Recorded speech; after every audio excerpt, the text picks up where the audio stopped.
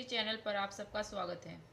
आज हम unit first solid state के टॉपिक्स करेंगे, जिसमें हम स्पेस लैटिस और क्रिस्टल लैटिस को पढ़ेंगे। फिर हम उसके टाइप्स करेंगे, then unit cell and its types. उसके बाद हम क्रिस्टल्स में कैसे पैकिंग होती है वो सीखेंगे। उसके बाद हम टेट्राहेड्रल और ऑक्टाहेड्रल वर्ड्स के बारे में भी पढ़ेंगे और packing efficiency and packing fraction क्या होता है इसको भी जानेंगे। Let's start. स्पेस लैटिस और क्रिस्टल लैटिस कैसे डिफाइन करेंगे? A regular arrangement of constituent particle. Constituent particles कौन से होंगे? एटम भी हो सकते हैं, मॉलिक्यूल्स भी हो सकते हैं, आयंस भी होंगे। ऑफ ए क्रिस्टल, जिससे वो क्रिस्टल बना हुआ है, in a three-dimensional space, in a three-dimensional space is called space lattice और crystal lattice। अरेंजमेंट ही तो है।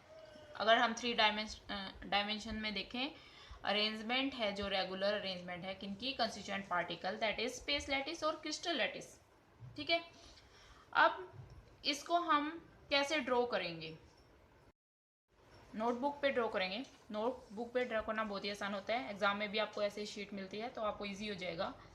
ठीक है, आपको क्या करना है, 8 लाइन्स को आप काउंट कर लेना। 1 2 3 4 5 6 7 8, यहाँ तक 8 लाइन्स हमने ली। स्केल से करना आप। ठीक है, 1 2 3 4 5 6 7 8 लाइन करनी है हमने। ठीक है, अब इतनी ही लेंथ से, क्योंकि हमें एक स्क्वायर बनाना है तो लगभग इतनी ही लेंथ होनी चाहिए। ठीक है, इस तरह से आप ड्रॉ कर लेंगे। ठीक है, स्केल अवेलेबल नहीं है मेरे पास अभी, तो मैं ऐसे ही बना रही हूँ। अब देखो 4 लाइन जो है उसमें मिड में जाके 4 लाइन तक, इस तरफ भी इतना ही आना है अपने। ठीक है, अब नीचे आ जाइए। 4 लाइन टेढ़ी क्यों जा रही है? अब यहाँ पे भी आ जाइए ऐसे ही 4 लाइन तक। ठीक है, बन गया। अब इनको मिला दीजिए। ये एक आपका बॉक्स बन गया। ठीक है, अब हमने क्या करना है, हम दूसरे पेन से करके दिखाते हैं। ये जो लाइन है इसका सेंटर यहाँ पे होगा लगभग, इस लाइन का सेंटर यहाँ पे होगा, है ना। इसको मिलाओ, मिला दिया। ऐसे ही इसका सेंटर लगभग यहाँ होगा, इसको मिला दो। ठीक है, इसका सेंटर को नीचे वाले के सेंटर से मिला दो, नीचे वाले के इसको सेंटर मिला दो। ठीक है, ऐसे ही सामने वाली लाइन है, ये वाली लाइन है, इसका सेंटर यहाँ होगा लगभग, इसके सेंटर यहाँ होगा। स्केल से मेजर करोगे तो इजी हो जाएगा, यहाँ तक आप इसको ड्रॉ कर देंगे। ठीक है, अब नीचे वाली जो ये पीछे वाली लाइन दिख रही है ना आपको, इसका सेंटर यहाँ पे होगा और सामने वाली का लगभग यहाँ पे, तो इसको मिला दो। ठीक है, अब ये वाली लाइन, इसका सेंटर यहाँ, इसके सामने ये वाली लाइन होगी, इसका सेंटर यहाँ, इनको मिला देंगे। ऐसे ही इसका सेंटर यहाँ पर, इसका सेंटर यहाँ पर, इसको मिला देंगे। क्लियर? अब देखो मिला दिया हमने। पीछे वाला देखो, पीछे वाली लाइन ये है और यहाँ पे नीचे वाली ये है, इन दोनों को मिला दो। ठीक है, अब ये वाली और ये वाली आगे वाली आपस में ही मिल जाएंगी। ठीक है, अब क्या करना है, इसका ये मिड है और यहाँ पे ये मिड, इनको मिला देना। ओहो, ठीक है, हो गया। अब क्या करना है, ये जो आपका सेंटर है और इसका सेंटर है, इसको मिला दो, मिल जाएगा। ये यहाँ पर है और यहाँ पर है इसका सेंटर, इसको मिला देना पीछे वाला, और ऐसे ही आगे वाले का इसका मिला देना। ठीक है, अब क्या करना है, इसको और इसको मिला देना, इसके सेंटर को। देखो आप थोड़ा दूर से इमेजिन करो कि हमें ऐसे दिखाई दे रहा है कि एक बॉक्स है, बॉक्स के अंदर ऐसे एक प्लेन है ऐसे प्लेन दिखाई दे रहा है ना आपको, उस प्लेन को इमेजिन को उसको भी हमने ऐसे क्रॉस कर दिया है, ठीक है। और ऐसे एक सीधा प्लेन है, उसको भी हमने ऐसे क्रॉस कर दिया है। क्लियर हो गया। अब देखो, अब आपको क्या दिखाई दे रहा है, देखो मैं जिसको डार्क कर रही हूँ आप उसको देखना है।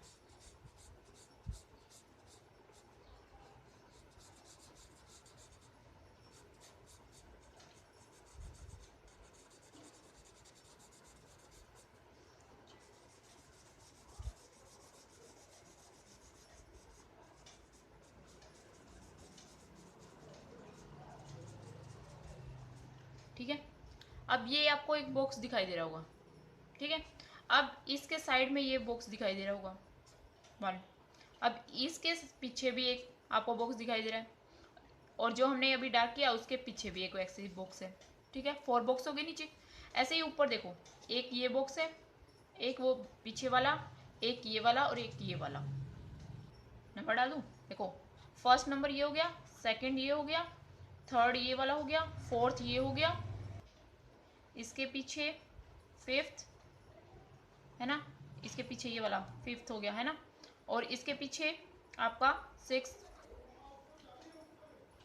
देखो हम इमेजिन करें, देखो फर्स्ट नंबर तो यही हो गया हमारा, ठीक है। इसके ऊपर हो गया सेकंड, ठीक है। अब ये जो है इसके पीछे वाला थर्ड, ये आपका इसके फोर्थ, ठीक है। ऐसे ही ये फिफ्थ हो गया, ये सिक्स्थ हो गया, ठीक है। नीचे ये सेवन्थ हो गया, और ये सामने वाला एट्थ हो गया। एट्थ आपकी यूनिट बन गई यहाँ पर। तो ये क्या है, एक यूनिट सेल। क्या है, यूनिट सेल, जो रिपीट होकर क्या बना रही है, एक क्रिस्टल लैटिस, ठीक है। अब एक यूनिट सेल को देखो,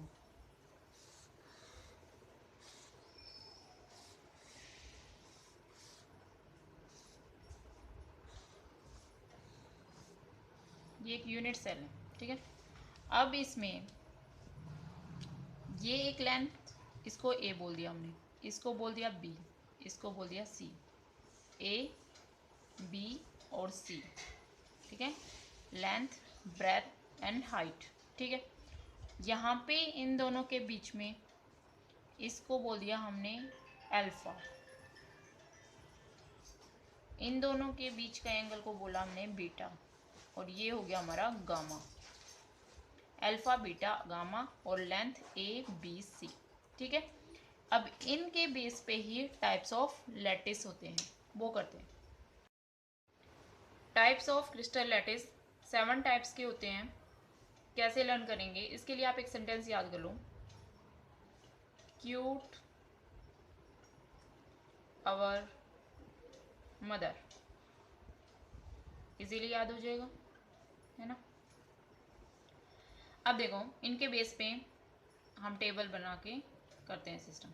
सिस्टम का टाइप लिखना है, यहाँ पे लिखेंगे हम एक्सियल लेंथ, एक्सियल लेंथ कौन सी, ए बी सी जो अभी हमने किया ना, फिर axial angle alpha beta gamma क्या हो। 7 स्टैंडर्ड नंबर 1, यहाँ से सी यू पहला cubic, second T E tetragonal, tetragonal. Number 3 O R orthorhombic, orthorhombic. M O monoclinic, monoclinic. T triclinic. 6 H hexagonal.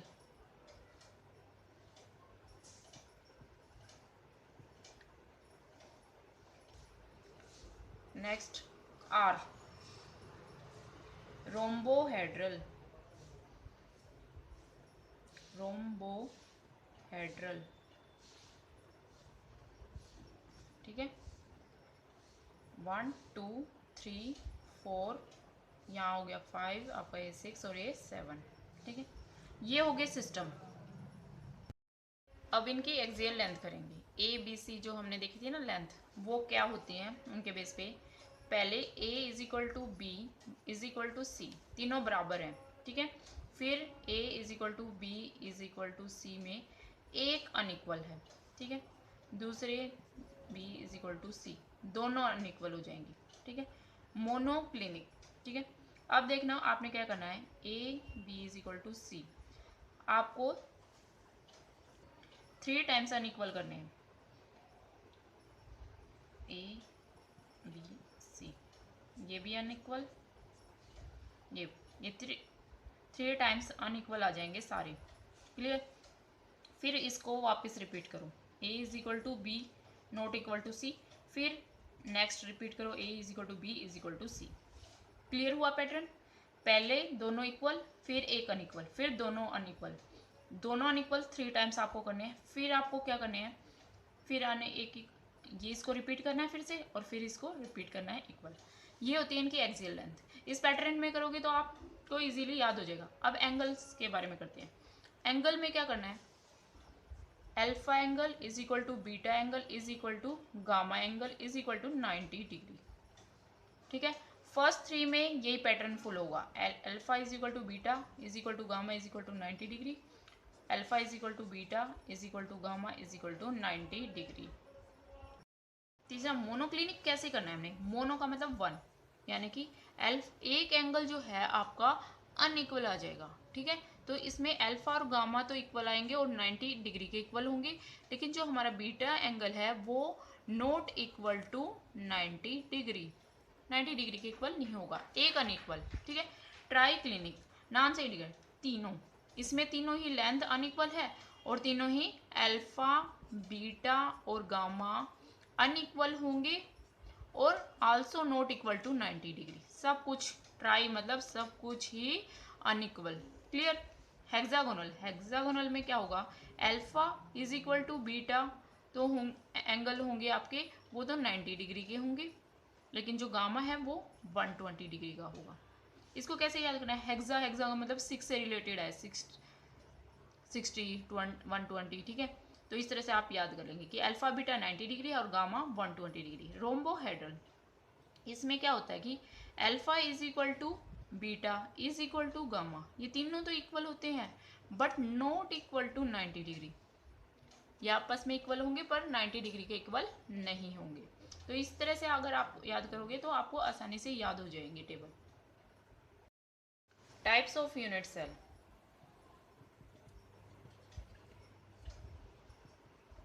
Unit cell 2 types की होती हैं। नंबर 1 प्रीमिटिव यूनिट सेल और number 2 non primitive. Primitive वाली को हम सिंपल यूनिट सेल भी बोल देते हैं। क्या मतलब हुआ इनका, देखो एक यूनिट सेल बनाते हैं। अब तो हमें यूनिट सेल बनानी आ गई,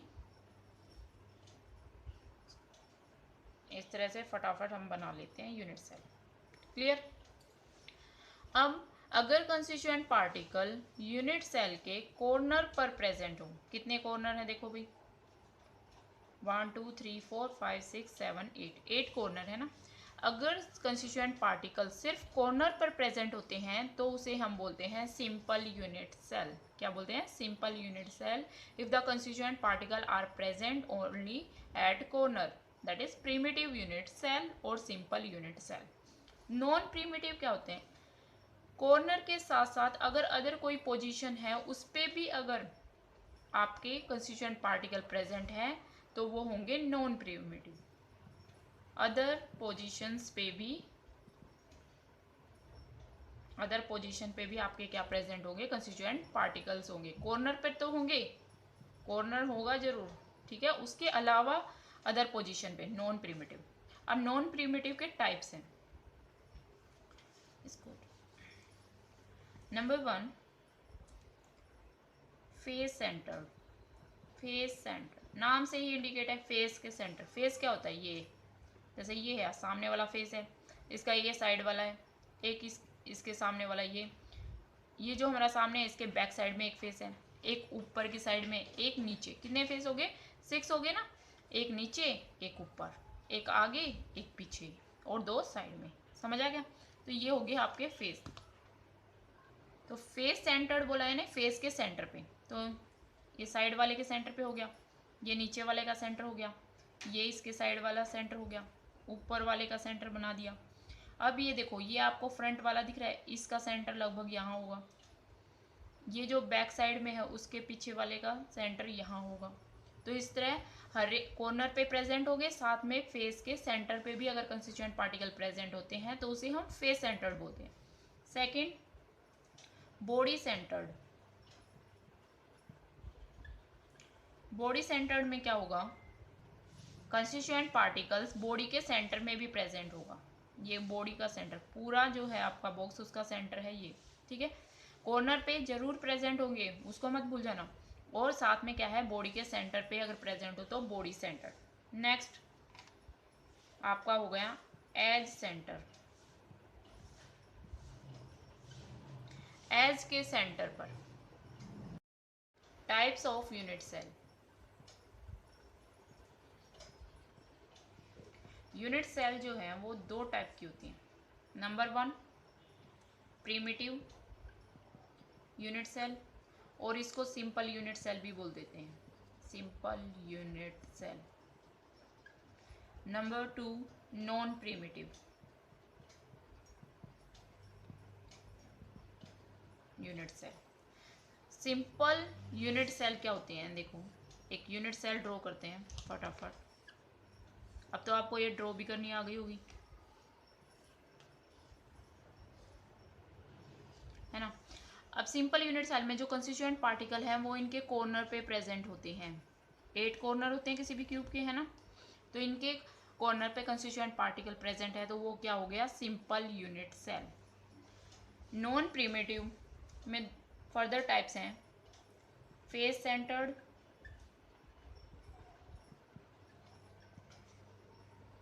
number 2 edge centred, body centred end centred. ठीक है। अब देखो फेस सेंटर्ड क्या होगा, कॉर्नर पे तो प्रेजेंट होंगे ही, साथ में फेस के सेंटर पे प्रेजेंट होंगे। फेस का सेंटर, फेस मतलब ये जो आपको दिख रहे हैं सामने, ये वाला फेस है, एक इसके बैक में, एक ऊपर, एक नीचे, एक साइड, दो साइड में, 6 फेस हो गए आपके। तो हर एक फेस के सेंटर पे अगर प्रेजेंट है कंस्टिट्यूएंट पार्टिकल तो वो हो गया फेस सेंटर। ये इसका फेस हो गया, नीचे वाले का फेस ये हो गया उसका सेंटर, साइड वाले के फेस का सेंटर ये, जो बैक साइड में दिख रहा है उसका सेंटर यहाँ आ गया, जो आपको फ्रंट दिख रहा है उसका सेंटर यहाँ पर आ गया, ठीक है। जो आपको ऊपर दिख रहा है उसका सेंटर यहाँ पर आ गया, ठीक है। तो इस तरह से आपके 6 फेस हो गए। तो फेस के सेंटर में भी प्रेजेंट हो कंस्टिट्यूएंट पार्टिकल, साथ में उसके कॉर्नर पे प्रेजेंट हो, तो वो हो गया फेस सेंटर। अब edge centre. Edge centre, edge centre क्या होता है, एज ये होते हैं, ये एज होते हैं, इनका सेंटर, जैसे ये सामने वाला एज है, इसका सेंटर ये हो गया, ये है इसका सेंटर यहाँ पे, इसका सेंटर यहाँ पर, इसका यहाँ पे। पहले वाले फेस के 4 एजेस हो गए, इनके सेंटर हो गए, ठीक है। ऐसे ही यहाँ पे ये सेंटर, इस एज का यहाँ सेंटर, इसका यहाँ पर। इस तरह से आप काउंट करेंगे 12 एजेस होंगे, 12 एजेस, 12 सेंटर, ठीक है। तो यहाँ पे एज सेंटर में क्या होगा, कंस्टिट्यूएंट पार्टिकल कॉर्नर के साथ साथ एज के सेंटर पे भी प्रेजेंट होंगे। कितने एजेस हो गए, 12, clear. Now body centred. Body centre में क्या होगा, कंस्टिट्यूएंट पार्टिकल्स, ये तो हमने लिखना है, कॉर्नर पे होंगे, साथ में कहाँ पे होंगे, बॉडी के सेंटर पे। बॉडी का सेंटर यहाँ पर, ठीक है। ये एजेस वाले नहीं आएंगे अब, ठीक है, सिर्फ क्या आएगा, बॉडी के सेंटर पे। वो एजेस वाले आप हटा देना, ठीक है। सिर्फ बॉडी का सेंटर तो एक ही होगा ना पूरी बॉडी का, तो वहां पे एक आ जाएगा, clear. Now and centre. And centre में क्या होता है, कॉर्नर पे प्रेजेंट हो गए, ये बात होगी। एंड होना, देखो या तो हम सामने से जाएं पीछे, एंड हो जाएगा इसका, यहाँ से गए पीछे एंड हो गया, या इस साइड से जाओ इधर एंड हो गया, या नीचे से जाओ ऊपर एंड हो गया, इस तरह से एंड हो सकता है। तो एंड का सेंटर, ये एंड मान लिया मैंने, मान लिया इस तरफ वाला फेस है मेरा स्टार्टिंग मैंने यहाँ से की और इस तरफ चली गई तो मैं यहाँ पे मेरे को एक फेस मिला, ठीक है, उसका सेंटर। तो ये एंड सेंटर हो गए। चाहे आप नीचे से ऊपर ले लो, आगे से पीछे ले लो, दो ही एंड होंगे, ठीक है, एंड दो होंगे। एक से आपने स्टार्ट करना है, एक पे एंड करना है, क्लियर। तो वो हो गए एंड सेंटर, कॉर्नर पे होंगे और एंड के सेंटर पे होंगे। Now packing in crystal. Packing कैसे होती है? कंस्टिट्यूएंट पार्टिकल जो होते हैं उनकी पैकिंग कैसे होती है? 3 डायमेंशनल में देखेंगे। वैसे तो हम ड्रॉ कर सकते हैं सिर्फ 2 डायमेंशन, ठीक है। आपको मैं कोशिश कर रही हूँ 3 डायमेंशन में दिखाने की। Packing in crystals. क्रिस्टल्स में कंस्टिट्यूएंट पार्टिकल किस तरह से पैक होंगे? 2 टाइप से पैकिंग होती है। एक तो होती है आपकी square close packing and hexagonal close packing. Hexagonal close packing हम पेपर पे तो 2 डायमेंशंस में ही देख सकते हैं, ठीक है। पहले आपको मैं 3 डायमेंशन में दिखाने की कोशिश करती हूँ। देखो, ये मान लिया हमारे जो ये बैंगल्स हैं ये क्रिस्टल्स में कंस्टिट्यूएंट पार्टिकल्स हैं, ठीक है।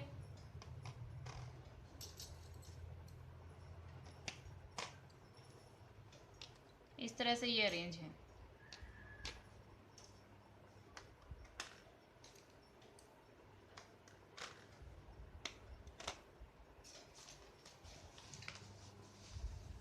ठीक है, एक मैं कोई और रख लेती हूँ यहाँ पे, ठीक है। अब देखो, इस टाइप की पैकिंग को जिसमें कंस्टिट्यूएंट पार्टिकल्स जो हैं एक दूसरे की तरफ नीचे आ गए, इस तरह की क्लोज पैकिंग को हम कहते हैं स्क्वायर क्लोज पैकिंग। क्या है ये? Square close packing. ये आपका 2 डायमेंशन व्यू हो गया, ठीक है। अब हेक्सागोनल क्लोज पैकिंग को देखते हैं।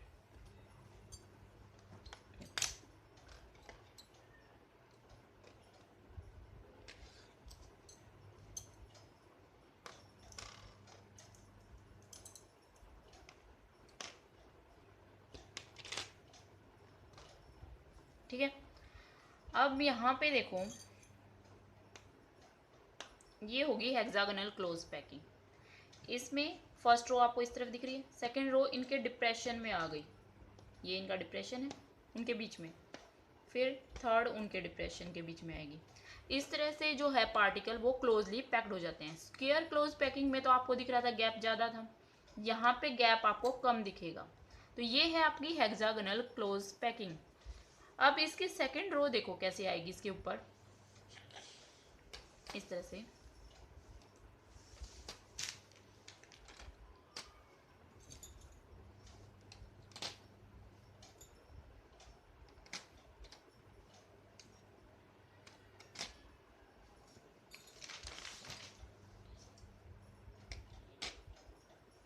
ठीक है, इस तरह से आई थिंक आपको क्लियर हो रहा होगा।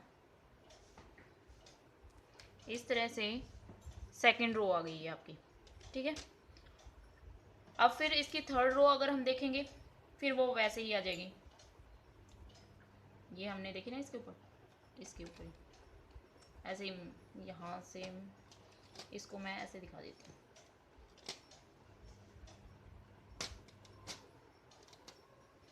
ठीक है, थर्ड रो है,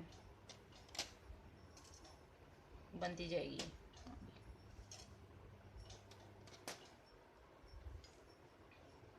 इस तरह से, ठीक है। जो ब्लैक वाली है आपकी फर्स्ट रो, उसके बाद आपकी आ गई गोल्डन वाली सेकंड रो, और इसके ऊपर मैंने रख दी ये आपकी पर्पल कलर की थर्ड रो। क्लियर? तो अब देखो आपको दिखाई देगा कि इस तरह अगर आपकी पैकिंग होती है तो स्पेस जो है इनके बीच में, कंस्टिट्यूएंट पार्टिकल के बीच में गैप बहुत ही कम है। स्क्वायर जो प्लेनर होता है उसमें क्या है, एक दूसरे के ऊपर होती है। कैसे, वो देखते हैं दोबारा से। ये हमारी फर्स्ट रो थी, अब सेकंड रो बनाते हैं इसके ऊपर, ठीक है।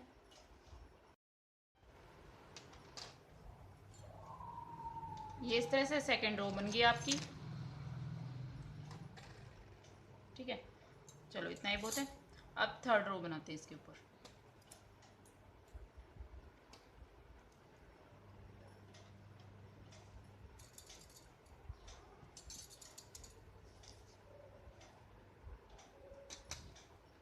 ये थर्ड रो होगी, ठीक है।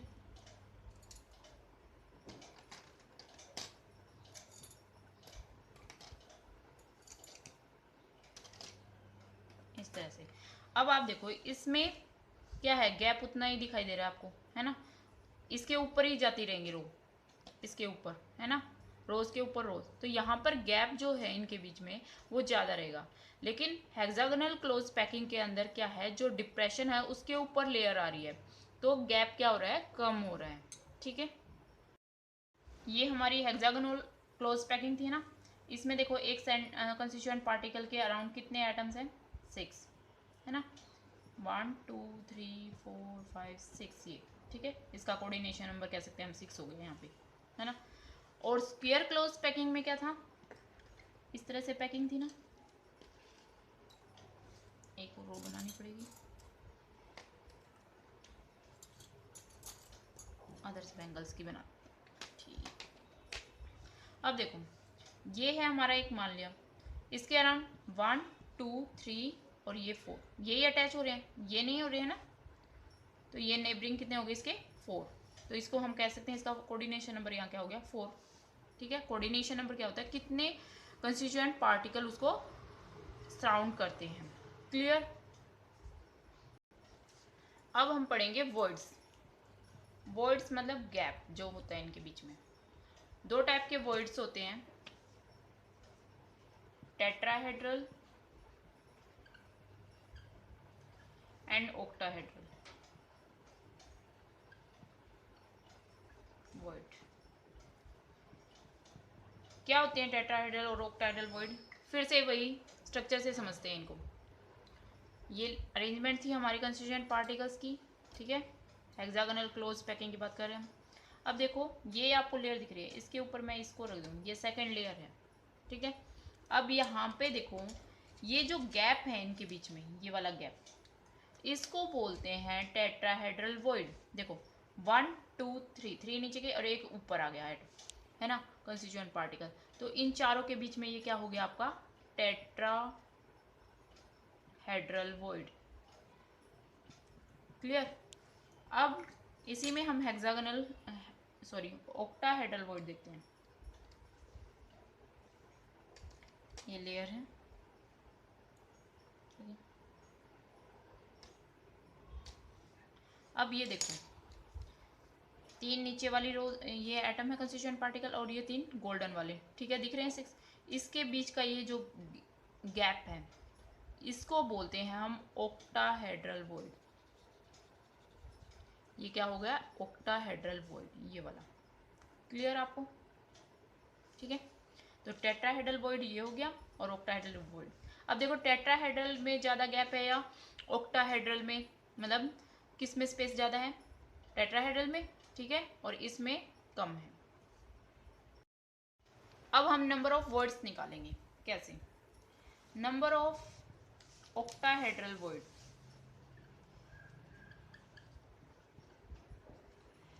नंबर ऑक्टाहेड्रल वर्ड जो हैं उतने ही होते हैं जितने उसमें नंबर ऑफ पार्टिकल्स होते हैं, नंबर ऑफ पार्टिकल्स प्रेजेंट, जितने वहाँ पे नंबर ऑफ पार्टिकल प्रेजेंट हो गए उतने ही नंबर ऑफ ऑक्टाहेड्रल वर्ड होते हैं। और नंबर ऑफ टेट्राहेड्रल वर्ड कितने होते हैं, 2 टाइम्स होते हैं नंबर ऑफ ऑक्टाहेड्रल वर्ड। जितने ऑक्टाहेड्रल वर्ड होंगे उनके क्या होंगे, डबल हो जाएंगे, ठीक है, क्या, टेट्राहेड्रल वर्ड। आपको इतना याद रखना है। एक आपको फॉर्मूला याद रखना है साथ में इसके, रेडियस निकालने का, रेडियस ऑफ टेट्राहेड्रल वर्ड कैसे निकालेंगे, इसके लिए आपका फॉर्मूला है 0.225 r, और रेडियस ऑफ ऑक्टाहेड्रल वर्ड के लिए 0.414 r। r है रेडियस ऑफ पार्टिकल, जो भी पार्टिकल प्रेजेंट हो उसकी रेडियस कितनी है, उससे हम रेडियस निकाल सकते हैं कि जो टेट्राहेड्रल वॉइड है उसकी क्या रेडियस है और ऑक्टाहेड्रल की क्या रेडियस है, ठीक है। सिर्फ आपको ये फॉर्मूला यूज होगा, कैसे डिराइव हुआ है ये कुछ नहीं यूज होगा, ठीक है। अब नंबर ऑफ पार्टिकल्स कैसे निकालेंगे वो भी हम करते हैं। Contribution of constituent particles in different unit cell, कितना कंट्रीब्यूशन करती हैं यूनिट सेल। तो कैसे निकालेंगे, देखो हमने ये क्रिस्टल लैटिस किया था, इसमें हमने यूनिट सेल की थी। अब मैं इसको, ये कॉर्नर है, कॉर्नर का कंट्रीब्यूशन निकालना है मुझे, ये कॉर्नर है। अब देखो यहाँ पे इसके सामने इधर एक यूनिट सेल है, दूसरी यहाँ पे, तीसरी यहाँ, चौथी यहाँ, ऊपर ऐसे ही ऊपर भी 4 है। तो यहाँ आपको दिखेगा कि ये कॉर्नर से 8 जो है यूनिट सेल अटैच्ड हैं। यानी हम इस पार्ट को क्या कह सकते हैं कि अगर पूरा एक कंस्टिट्यूएंट पार्टिकल या पूरा एटम अगर प्रेजेंट है तो 1/8 पार्ट तो ये यूनिट सेल कंट्रीब्यूट कर रही है, ऐसे ही दूसरी 1/8 कर रही है। इसी तरह 8 जो है यूनिट सेल वो इनका 1/8 पार्ट कंट्रीब्यूट कर रही है, यानी कि एक कॉर्नर का पार्ट कितना हो गया, 1/8 कंट्रीब्यूशन। ठीक है, तो अब देखो जैसे ये एक यूनिट सेल है जिसमें कॉर्नर पे आपके कंस्टिट्यूएंट पार्टिकल प्रेजेंट है। अब आपको पता है कि एक जो कॉर्नर है वो कितना कंट्रीब्यूट कर रहा है, 1/8, और टोटल कितने कॉर्नर है, 8, तो कंट्रीब्यूशन कितना आ गया, 1। यानी कि कॉर्नर का कंट्रीब्यूशन जो है वो किसके इक्वल आ गया, 1 के। सारे कॉर्नर पे जो है कंस्टिट्यूएंट पार्टिकल मिलके एक यूनिट के बराबर होते हैं। ठीक है, अब ऐसे ही हमने फेस का देखना है, जैसे ये फेस है। अब देखो इस फेस के ऊपर एक और यूनिट सेल थी जिसका फेस अटैच हो सकता है, और किसी का तो नहीं अटैच हो सकता ना। तो यानी कि फेस पे जो है पार्टिकल्स कितना कंट्रीब्यूशन करेंगे, 1/2, यानी हाफ ये बनाएगा और हाफ दूसरा फेस। अब ठीक है, कितने फेस हैं, टोटल 6, तो कितने आ गए, 3। तो फेस का कंट्रीब्यूशन कितना आ गया, फेस कंट्रीब्यूशन 3, यानी टोटल एक यूनिट सेल में अगर एट कंस्टिट्यूएंट्स पार्टिकल प्रेजेंट है फेस पे तो वे कितने के बराबर होंगे, 3 के। क्लियर। ऐसे ही बॉडी सेंटर का देखेंगे। देखो बॉडी के सेंटर में एक कंस्टिट्यूएंट पार्टिकल है, ठीक है, वो तो फुल है, और किसी बॉडी का सेंटर तो एक ही है ना, अदर किसी के साथ तो ये अटैच नहीं होगा ना। ठीक है, तो यहाँ पे सिर्फ कंट्रीब्यूशन कितना आएगा, बॉडी सेंटर जो है उसका कंट्रीब्यूशन आ जाएगा 1। क्लियर। अब एज का कंट्रीब्यूशन देखते हैं। एज के सेंटर पे अगर प्रेजेंट है ना ये, अब देखो एज कंट्रीब्यूशन, एज की एक ये है, यहाँ पे एज है ये, ठीक है। अब इसको ही कंसिडर करते हैं, ये एज है, इसके पीछे एक हमने क्या देखी थी, एक यूनिट सेल थी, एक इसके ऊपर थी, और एक जो पीछे वाली है उसके ऊपर थी, तो कितनी होगी, 1 2 3 4 हो गई। एज का कंट्रीब्यूशन देखते हैं। देखो एज पे यहाँ पे प्रेजेंट होते हैं। अब इस एज के साथ में देखो पीछे एक यूनिट सेल है, इस यूनिट सेल के ऊपर भी एक यूनिट सेल थी, और जो पीछे वाली है उसके ऊपर भी एक थी, है ना। तो यानी कि ये जो है कितने यूनिट सेल से अटैच्ड है, 4, 1 2 3, और एक उस तरफ वाला 4 हो गए, 1 2, एक इसके ऊपर और एक पीछे वाले के ऊपर, 4 हो गई, है ना। तो यानी कि एज कंट्रीब्यूशन कितना आ गया,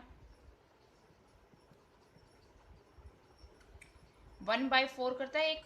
ठीक है, कितने एजेस हैं एक यूनिट सेल में, देखो 1 2 3 4, ऐसे ही 5 6 7 8 9 10 11 12 एजेस हैं। ठीक है, तो कितना कंट्रीब्यूशन आ गया, 3 कंस्टिट्यूएंट पार्टिकल्स का कंट्रीब्यूशन करते हैं एजेस मिलकर। ठीक है, ऐसे ही एंड सेंटर का, एंड सेंटर का देखो एक तो यहाँ पे, क्लियर, और एक ऊपर नीचे वाले फेस पे, एक ऊपर वाले फेस पे, एंड सेंटर हो गया। अब कितने, एक फेस के टाइप का ही है ना, तो इसके नीचे भी एक हो सकता है और इसके ऊपर भी एक हो सकता है, यानी 1/2 ही कर सकता है। ये एक जो है एक दूसरे के साथ ही हो सकता है बस अटैच, तो यह एक 1/2 करेगा, और कितने एंड है, 2, तो कितना कंट्रीब्यूशन आ गया, 1 कंस्टिट्यूएंट पार्टिकल को कंट्रीब्यूट करेंगे। अब इसमें क्या आते हैं, न्यूमेरिकल आते हैं, वो करते हैं। न्यूमेरिकल करते हैं, ए compound formed by element A and B has a cubic structure in which A atoms are at the corner of cube. एक क्यूबिक यूनिट सेल है आपकी इस तरह से, एक क्यूब है जिसपे कह रहा है कि A atoms are present at the corner, यानी कि यहाँ पर A एटम प्रेजेंट है कॉर्नर पे, ठीक है, इस तरह से। फिर कह रहा है कि B atoms are present at the face centre, face के जो सेंटर है उन पे B एटम प्रेजेंट है। ये हमारे B एटम हो गई। इस आगे वाले का फेस ये हो गया, ये इसका हो गया, और पीछे वाले का फेस यहाँ पे हो गया, ठीक है। ये हो गए B एटम। फॉर्मूला डिराइव करना है, ठीक है। कैसे करेंगे देखो, A का कंट्रीब्यूशन निकालेंगे, कंट्रीब्यूशन ऑफ A, ठीक है। कॉर्नर पे प्रेजेंट है, हमें पता है कॉर्नर पे क्या होता है, 1/8 होते हैं। कितने हैं कॉर्नर, 8, तो कितना कंट्रीब्यूशन आ गया 1, यानी कि A का कंट्रीब्यूशन हो गया 1। अब हमें निकालने हैं B के कंट्रीब्यूशन, कंट्रीब्यूशन ऑफ B का कैसे निकालेंगे, किस पे प्रेजेंट है, फेस के सेंटर पे। कितना कंट्रीब्यूशन होगा 1/2, कितने फेस है 6, तो कितने आ गए 3, यानी 3 एटम। यानी A के तो 3 एटम प्रेजेंट है और B के कितने प्रेजेंट है, A के 1 एटम प्रेजेंट है और B के 3, तो A1 B के 3। फॉर्मूला क्या बन गया, AB3, ठीक है। और करते हैं, इस तरह के न्यूमेरिकल भी आते हैं आपके कि atoms of element B form hexagonal close packing lattice and those of A occupy 2/3 of tetrahedral void. What is the formula of compound? इसमें क्या कह रहे हैं ये पहले समझो। हेक्सागोनल क्लोज पैकिंग हमने की थी, इस तरह से बनाए थे, ये होगी आपकी hexagonal close packing.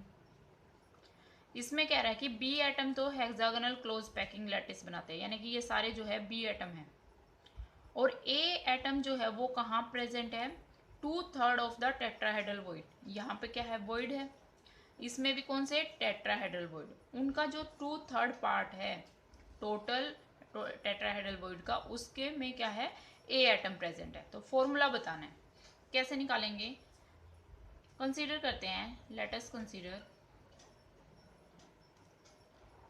Number of B atoms are, B atom n मान लेते हैं हम, ठीक है। तो टेट्राहेड्रल वॉइड कितने होंगे, टेट्राहेड्रल वॉइड जो हैं वो होते हैं 2 इंटू में नंबर ऑफ ऑक्टाहेड्रल वॉइड। अब यहाँ पे ऑक्टाहेड्रल वॉइड क्या है, ऑक्टाहेड्रल वॉइड के बारे में आपको बताया था कि जितने नंबर ऑफ पार्टिकल्स प्रेजेंट होते हैं उतने ही ऑक्टाहेड्रल वॉइड होते हैं। तो कितने पार्टिकल प्रेजेंट है, n, तो ऑक्टाहेड्रल वॉइड कितने हो गए n, तो टेट्राहेड्रल जो वॉइड है वो कितने हो गए 2n। क्लियर। अब A एटम्स का कंट्रीब्यूशन कितना आ गया, A एटम्स कंट्रीब्यूशन, टोटल जो टेट्राहेड्रल वॉइड है उनका 2/3, यानी 2/3 ऑफ 2n, ठीक है।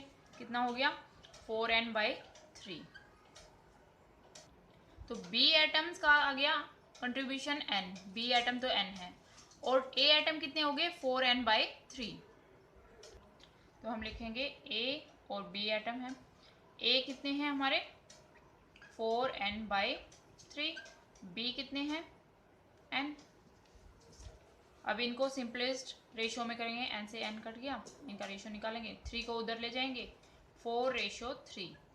तो A जो है कितने हो गए 4, और B कितने एटम हो गए 3। फॉर्मूला क्या बन गया, A4B3, ठीक है।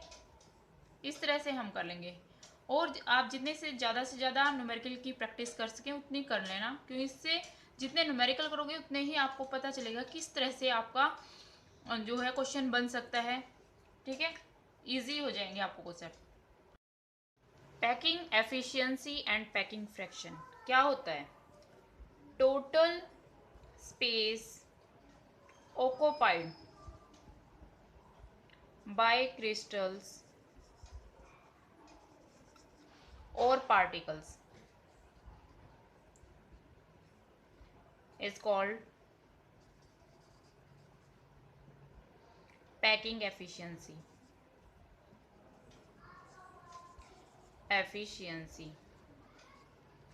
कितना जो है क्रिस्टल्स के अंदर, एक क्रिस्टल है उसके अंदर कितना स्पेस जो है ओकोपाइड है, ज़्यादा से ज़्यादा कितना स्पेस ओकोपाइड है, दैट इज पैकिंग एफिशिएंसी।